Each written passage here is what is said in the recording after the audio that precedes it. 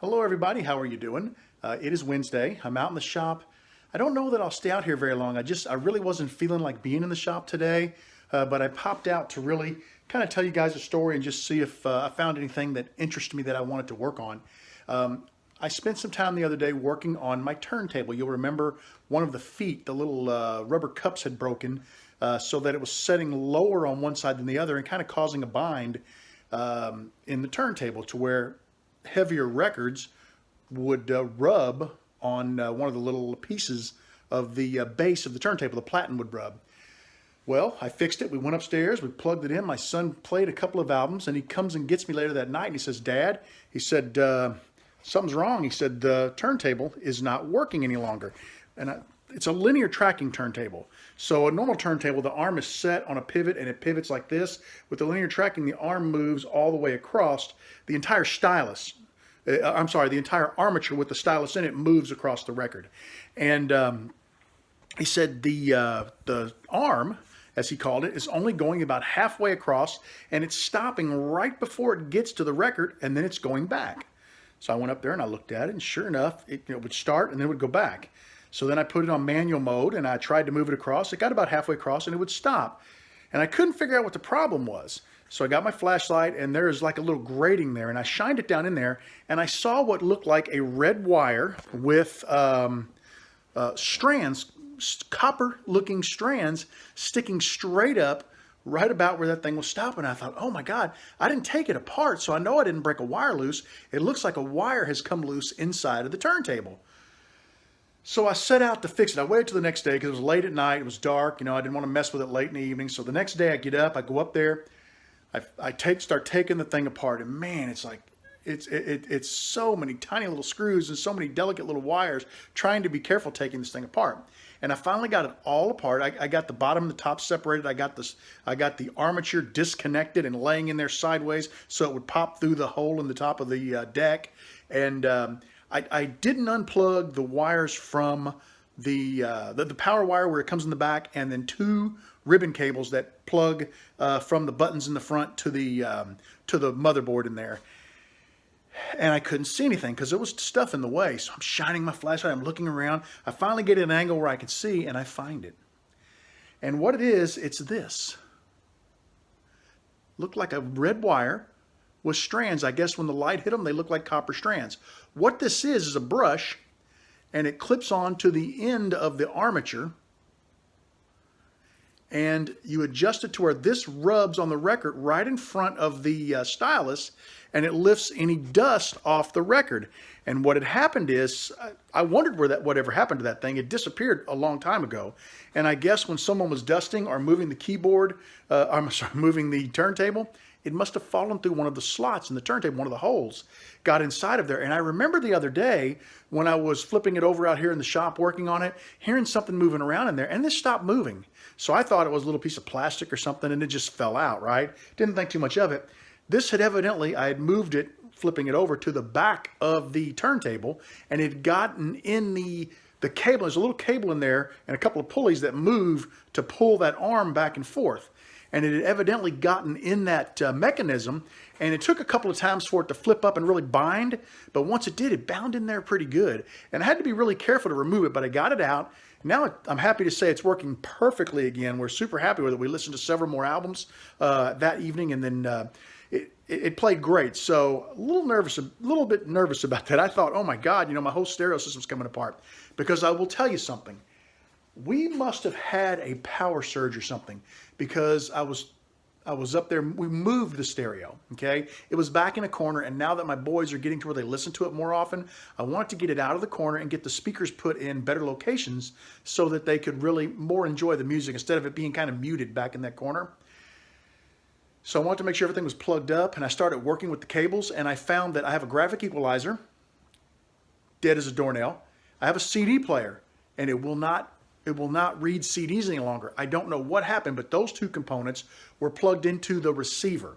I removed them and plugged them into a wall outlet to test them, and I get the same response. So I don't know if something in that the receiver's fine, but I don't know if something in the receiver caused that outlet to short out or have an issue, but I've lost two components to my stereo system. Am I going to try to fix them? Probably not. I've got another graphic equalizer laying right here. It's a 2, 4, 6, 8, looks like 10 band. 1, 2, 3, 4, 5, 6, 7, 8, 9. Yeah, 10 band graphic equalizer. I probably, if I want an equalizer, which I wasn't even using it, I can always employ this one. It does work. And as for the CD player, I would like another CD player. I don't play CDs often, but I do have several hundred of them. And every now and then you want to pop one in and play it. So at some point I may invest in a small CD player that I can just plug into the auxiliary jack on the back of the stereo. But that's not something I'm going to worry about, anytime in the real near future. But I just thought I would come out and share that story with you. Long story, but wow, what a crazy couple of days for the stereo. All right, that's it for me. I'm just going to goof around a little bit, see if anything comes up. If it does, I promise you'll be the first to know. If not, well, thanks for listening to my silly little story. I had no idea that I was going to build one of these today. I've been thinking about building one for a while, but let me show you what I'm working on here. This is going to be a crate for my records. It's wide enough to accept the record and leave enough, just a little bit of room on both sides so you can flip them forward. I've got to cut these to fit into the sides. It'll be 9 inches tall, so the top of the record will stick up just above it, about 3 inches, so you can kind of flip through them. This will be the front panel. I've got enough to make a back panel, and then I'll make the side slats and the bottom slats. Those will be the easy ones. But what I want to do with this is, where did I put it at? I've got this 1/8 inch board, and up in the here, I've got a small piece here. Up in the loft, I've got some of this 1/8 inch Lexan. I've got a whole bunch of CD inserts. My son, one of my older boys, or my oldest boy, years ago, pulled all of his CDs out of the cases and put them in a CD binder and threw all the cases away. Well, I found them in the garbage can in his room, and I'm like, "You sure you want to throw these away?" He goes, "Yep, I don't want any of that stuff." So I pulled the inserts out, and somewhere around here, I have maybe 100 inserts. Now, some of them are for music I don't really care for, but what I thought I would do is pick out some of the ones that I like, some of the covers that I like, and maybe stick them all over the 1/8 inch board, and then I'll take that Lexan, put it in front of it, and that's why I cut this little groove in here, see?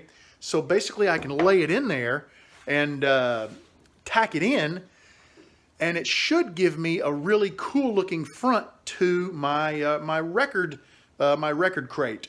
So I'm hoping if this works out. I'm learning right now. I have no plans.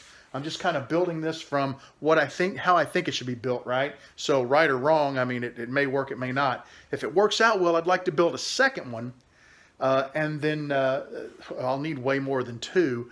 But I would like to build a second one, and then I've got an idea to where I'll build a little stand that one of them will set on, so it's about waist high so you can flip through your records, but it'll be big enough at the bottom where the other one can slide under it. The top one will be removable. You lift it off, slide it under, take the one that's under, set it on top, and you can rotate your records. There's no kneeling down or having to bend over to sort through them, because I don't like doing that. It's just hard on the knees, right? Hard on the back. So I'm thinking just, a removable.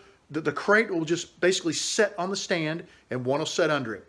If I like that, I'll build another. I think I'll need about 2 to 3 more to house the records that I want to house. I need to go through my collection. There's a bunch of stuff in there that I've been given over the years or that I've acquired that I really don't want anymore, and I just need to take it up to the record store and get rid of it. But that's kind of what I'm working on. How far will I get? I don't know. I'm just going to goof off until I get tired today. I'd like to get maybe the front and the back glued up and, in clamps. And then when I come out tomorrow, I can work on, the side slats and the bottom slats. And we'll see how it goes. I mean, that's the idea. That's the plan that's going around up here in the old brain. So we'll see how it works out. I'll keep you guys posted. I've made an awful lot of progress on the crate. This is the front of the crate. This will be the back of the crate, for example. Notice what I did here. See how I notched these? I notched the side pieces. Here's what it looks like from the back, and I did that for a couple of reasons. Number one, it gives me a lot more surface area for glue, and it also, since it butts these up against one another, I've got a nice thick area. That's a 1-inch thick board, so I can put a screw or a dowel in there and really, make sure that I've got a nice tight fit, because records are really heavy. I'm not sure if I want to paint these or stain them. There's a lot of cleanup to be done here. They've got to be sanded and everything. I'm thinking about setting up the old router table and just running the outside edge through the router just to kind of, take that hard 90 degree off of it. But overall, I'm pretty happy with how they turn out. I think what I'm going to do is I'm going to go ahead and get them glued up like this. And then, the more I talk about this, I thought about putting a screw through there, but that's kind of ugly. I think what I might do, go ahead and glue these up like this and then come back and drill through the end of this. And I may just go ahead and put a dowel in there. Doweling would be a great way. Then there's even more glue holding it together, and I could sand it down nice and neat. You're going to see the end of a dowel and not the head of a screw. I think they look really cool. Notice how I've got the nice lip around here. That is right at 1/4 of an inch thick, so I'll lay a piece of Lexan in there. I'll take a piece of my backer board with all of the labels on it from the CDs. I'll put that in there. And how will I attach it? I think what I'll do is I may just cut a piece of that 1/8 inch, exactly this diameter, and just basically, tack it on there. That way, I don't know, that's kind of what I'm thinking for that. I'm not 100% yet. We'll figure that out as we go. Like I said, I'm sort of making this up as I go. So happy about this. Time to go get the glue and some clamps, and let's have a glue up. One thing I forgot to mention, I want these to be 12 and 5/8, and because I added the sides on there, I'm now at 14.5. So I'm gonna have to cut about 1 inch and, looks like about 1 inch and 7/8 off of this board to shrink that back down to the proper size. It was something that I didn't really plan on in the beginning. Like I said, I'm learning as I go, but I'll adjust the measurements on my notepad so that if I make another set in the future, I can dial them right in. The first glue up has happened. I'm just giving it a little bit of drying time. I'm back over here at the table saw. I've cut out 2 boards at 22 inches. I'm going to square them up. They're going to be that'll actually end up being 4 2-inch pieces. And I've got 2 more boards over here, but they're warped so bad, don't think I'll be able to use them. But I've got a 10-footer in the other garage that I should be able to pull over here and cut some nice slats out of. These would be great for the smaller pieces, like for the front and back panel, but it's just not going to be good for the side pieces. My box will end up being 20 inches long or 20 inches deep, so I have to make the boards 22 inches because I'm using inch-wide boards. So, it's pretty simple math. This is just a box. It's nothing fancy. I'm really happy with how they're coming together. I'm going to go grab a bite to eat. We'll come back out. We'll glue the other halves of these 2 sides together, and then we'll finish cutting our slats. Depending on how I feel, I may go ahead and sand the slats tonight because it is only 6 o'clock. There's a little bit of time left. Just depends on how I feel after I, get those glued up and get the other ones cut. We'll see how it goes. I'll keep you guys posted. My front and back panels are done. They look pretty darn good. I'm really happy with them. I can drop that plexiglass or that Lexan right in there with a backer. On the back one, I can just put a piece of the backer in. And I'm thinking I actually have some stain. And I think, yeah, here it is. We bought this stain. It's a clear base. It's kind of, there it is. It's kind of a blue color. And I'm thinking that might actually be kind of cool. This is one of those cans we bought to kind of test when we did the Adirondack chairs. My wife loves blue, and we thought we might do them in a blue. I'm thinking putting this on, it looks pretty thick there. That's the tint. But I'm thinking put it on and then let it soak for about 10 minutes, 15 minutes, and then wipe it off. And that might give kind of a translucent sort of a blue look, which actually might look pretty cool. I'm thinking seriously about that. Not going to happen tonight. What I'm going to do tonight is I've got my 5 boards cut. 1, 2, 3, 4, 5. Yep, I got to cut the sides off each of them and rip them into 2-inch boards. And then I have to make a decision. I don't think I'm going to assemble it tonight. I think I'll get those. I'm going to just rip those boards, have them ready to go, and then I think I'm going to call it quits for tonight. I'll come out tomorrow. I'll sand them, finish them up, get them looking good like these, where these are ready to be stained right now. And I can always paint them if I don't like it. So that's the beauty. I could come back and go with a white or whatever. But I'm going to go ahead and get those cut and ready to go. Tomorrow I'll sand and then I'll stain. And then the next time I'm in the shop, I'll assemble. And in the meantime, I'll do some digging because down there below my in my cabinets is where I have that stack of CD covers. And keep your fingers crossed because my oldest boy had a very obscure taste in music. I remember there being like a Back in Black, like there was an AC/DC, which would be cool because I like classic rock, you know, for that front panel. But keep your fingers crossed there's some other stuff, because I know he had a lot of wrap, and I'm just not really into wrap, you know, but keep your fingers crossed I could find something cool in that stack to really let me do the front of this and make it look nice. So we'll see how it goes. If not, I may just go to the record store or the thrift store, just see if I can find a bunch of, you know, old DVDs. Maybe they're damaged. I can get them for $1 or $2, you know, and use the covers off those and just toss the CDs in the recycle bin. But let me get it cutting, and then I'm going to call it quits because I'm getting tired. There are my 10 2-inch slats, 4 for the bottom, 3 for each side. I have a decision to make. These are 1 inch thick.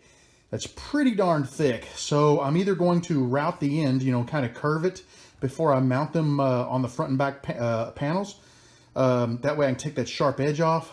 Or I may run them back through the saw and take them down to maybe 1/2 inch. In which case, I've got enough here to make another box, and I certainly have enough boards there to do that. So that is always an option too.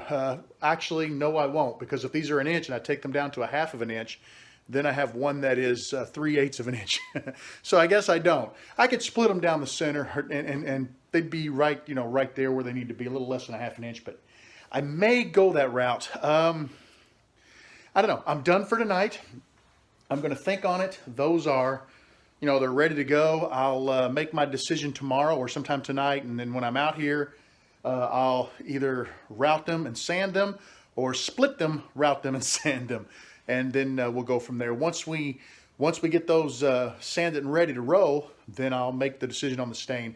I actually have multiple colors of stain I could go with. You know, just a walnut. I could go with I've got cedar. You know, there's so many different cans of stain that I've got up there in the loft. But I'm thinking that blue might look good. What do you guys think? Let me know. That's it for me. I'm going to get the lights turned off. I'm going to head in.